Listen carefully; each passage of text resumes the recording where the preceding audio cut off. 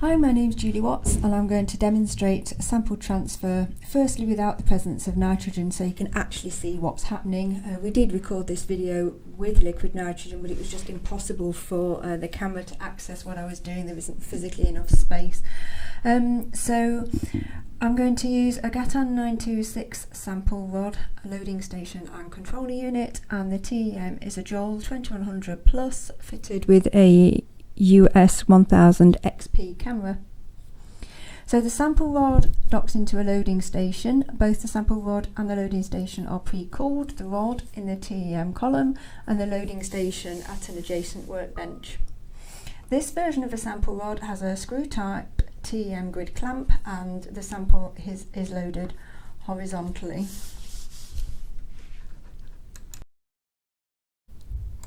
To load a sample, first we pull back the protective cover and then we remove the grid clamp using the tool, push down to engage and rotate to undo.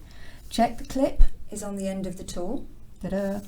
Position the TEM grid in place and then replace the clip, making sure it attaches correctly and is not left on the end of the tool. As you can see, it didn't engage properly that time or that time, but it did then. Then we slide the cover over to protect our sample and then we're ready to load it into the microscope. It's important that we fill the cold finger when we're doing cryogenic analysis in the TEM because we don't want to contaminate our column.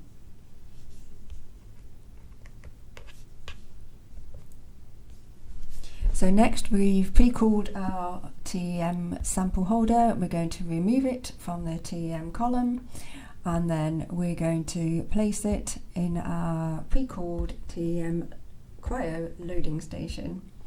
You have to be somewhat quick when the sample is exposed, or the end of the sample rod is exposed to the atmosphere, because it's sitting at minus 176 degrees at the moment, so it will frost up really quickly. Speed is of the essence. See, my fantastic videographer can't even keep up. And there we go, the sample rod is in there ready for introducing the sample. So now we're at the TEM sample loading station pre-cooling all our tools. I've already retrieved the samples on their TEM grids in their Cryo TEM storage container out of liquid storage, and I'm going to transfer them.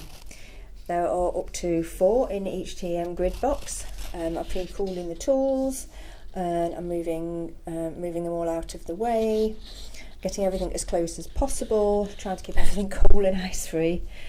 So there, I've transferred the TEM CryoGrid sample holder into its slot, and then I need to unclip the TEM grid holder on the sample rod.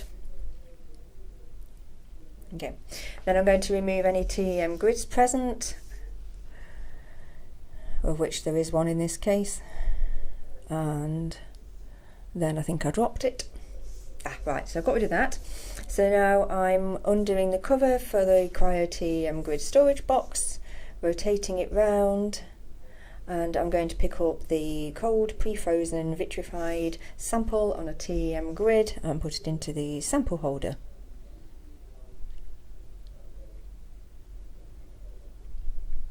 There we go.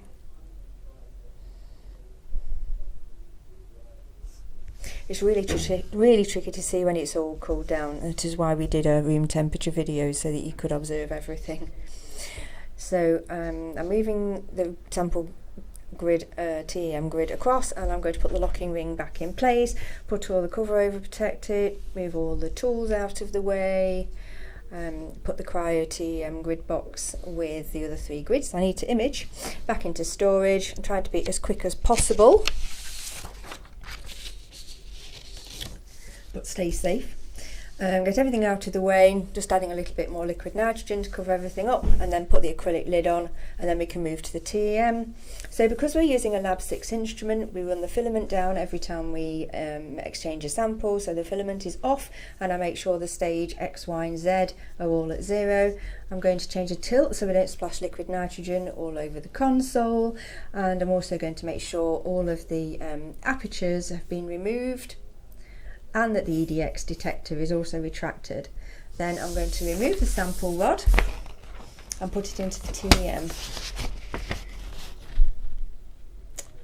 I wait for 2 clicks on this instrument. 1, 2. And then I can pump down the goniometer and introduce the sample into the column. We have a little bit of a wait here while it pumps down. The vacuum system reaches an appropriate level. The system monitors the vacuum in real time, and when the display changes to green and the number is around 45, then I can rotate the sample rod and place the sample in the TEM column. So that's what I'm pointing at there, and then I can rotate that. In we go.